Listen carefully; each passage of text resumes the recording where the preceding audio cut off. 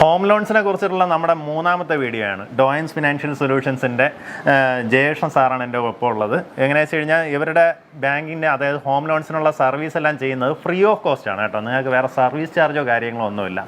അതാണ് അതിൻ്റെ ഹൈലൈറ്റ്. ഇന്ന് നമ്മുടെ അതിൻ്റെ മൂന്നാമത്തെ വീഡിയോ ആണ്. ഇന്നത്തെ വീഡിയോയിൽ നമ്മൾ വിവിധ തരം ഭവന വായ്പകളെ കുറിച്ചാണ് സംസാരിക്കാൻ പോകുന്നത്. അപ്പം നമുക്ക് എന്തൊക്കെ ടൈപ്പ് ഭവന വായ്പകളാണുള്ളത്?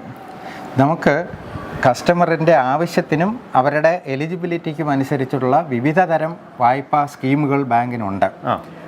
ഉദാഹരണത്തിന് ഇപ്പോൾ ഒരാളിനെ ഒരു സ്ഥലം വാങ്ങണം, അത് കഴിഞ്ഞിട്ട് ഒരു അല്പകാലം കഴിഞ്ഞിട്ട് അതിൽ വീട് വയ്ക്കണം, പ്ലാനും എസ്റ്റിമേറ്റും ഒന്നും റെഡി ആയിട്ടില്ലെങ്കിൽ സ്ഥലം വാങ്ങുന്നതിന് വേണ്ടിയിട്ടുള്ള ലോണുണ്ട്. 3 വർഷത്തിനുള്ളിൽ വീട് വെച്ച് കംപ്ലീറ്റ് ചെയ്യണം എന്നുള്ളതേ ഉള്ളൂ അതിൻ്റെ നിബന്ധന.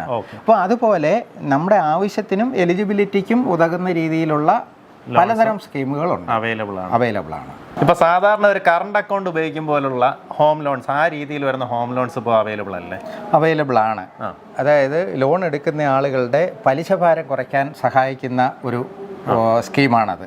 അപ്പോൾ അതിൽ നമുക്ക് അധികമായിട്ട് കുറച്ച് പൈസ കിട്ടുകയാണെങ്കിൽ മറ്റെന്താവശ്യത്തിനുള്ള പൈസയോ ആയിക്കോട്ടെ, അത് നമുക്ക് ഈ ഹൗസിംഗ് ലോണിലേക്ക് റെമിറ്റ് ചെയ്യുകയും നമുക്ക് വീണ്ടും നമ്മുടെ ആവശ്യം സാധിക്കേണ്ട സമയം വരുമ്പോൾ അത് വീണ്ടും വിഡ്രോ ചെയ്യാൻ കഴിയും. അതായത് ഒരു ഓടി കണക്ക് വിഡ്രോ ചെയ്യാൻ കഴിയും. നമ്മുടെ നോർമൽ EMI കഴിഞ്ഞിട്ട് വരുന്ന പൈസ നമുക്ക് വിഡ്രോ ചെയ്യാൻ കഴിയും. അപ്പോൾ ആ പൈസ ഈ ഹോം ലോണിൽ കിടക്കുന്ന അത്രയും കാലം അതിൻ്റെ ഹോം ലോണിൻ്റെ പലിശ അത്രയും കുറഞ്ഞിരിക്കും. അങ്ങനെ സഹായിക്കുന്ന ഒരു സ്കീമാണ് കറണ്ട് അക്കൗണ്ട് പോലെ ഉപയോഗിക്കാവുന്നത്.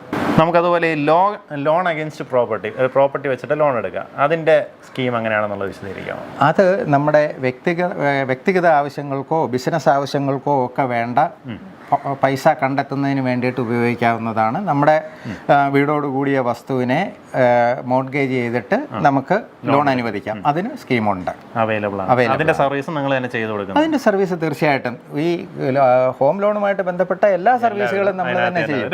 അതുപോലെ ഈ ടോപ്പ് അപ്പ് ഹോം ലോൺ എന്ന് പറഞ്ഞാൽ നമ്മുടെ നിലവിലുള്ളതിനെ വീണ്ടും ടോപ്പ് അപ്പ് ചെയ്യാം, അതിനുള്ള ഓപ്ഷൻ ഉണ്ട്. അതായത് കൃത്യമായ തിരിച്ചടവുള്ള ഹോം ലോണിൽ നമുക്ക് നമ്മുടെ ഇപ്പോൾ വിദ്യാഭ്യാസ ആവശ്യത്തിനോ മറ്റ് എന്തെങ്കിലും ആവശ്യത്തിനോ അല്ലെങ്കിൽ ഈ വീട് തന്നെ റിനോവേറ്റ് ചെയ്യാനോ പെയിൻറ്റ് ചെയ്യാനോ ഇതിൻ്റെ ആവശ്യത്തിനൊക്കെ ആയിട്ട് ആ ലോണിൻ്റെ പെർസെൻറ്റേജ് നമുക്ക് ടോപ്പ് അപ്പ് ആയിട്ട് വീണ്ടും തരും. അതിന് കൂടുതൽ പ്രൊസീജിയർ ഒന്നും അതിനകത്ത് വരത്തില്ല. അപ്പോൾ സിമ്പിളായിട്ട് ലഭിക്കാവുന്ന ഒരു വ്യക്തിഗത വായ്പ എന്ന് വേണമെങ്കിൽ പറയാം. സിമ്പിളായിട്ട് ലഭിക്കാവുന്ന ഒരു വായ്പയാണ് ഈ ടോപ്പ് അപ്പ് ലോൺ. അതായത് പെട്ടെന്നൊരു പേഴ്സണൽ ലോണിൻ്റെ ആവശ്യം വന്നാൽ ഇതിനെ തന്നെ ഒന്ന് ടോപ്പ് അപ്പ് ചെയ്തെടുക്കാം, ടോപ്പ് അപ്പ് ലോൺ എടുക്കാം.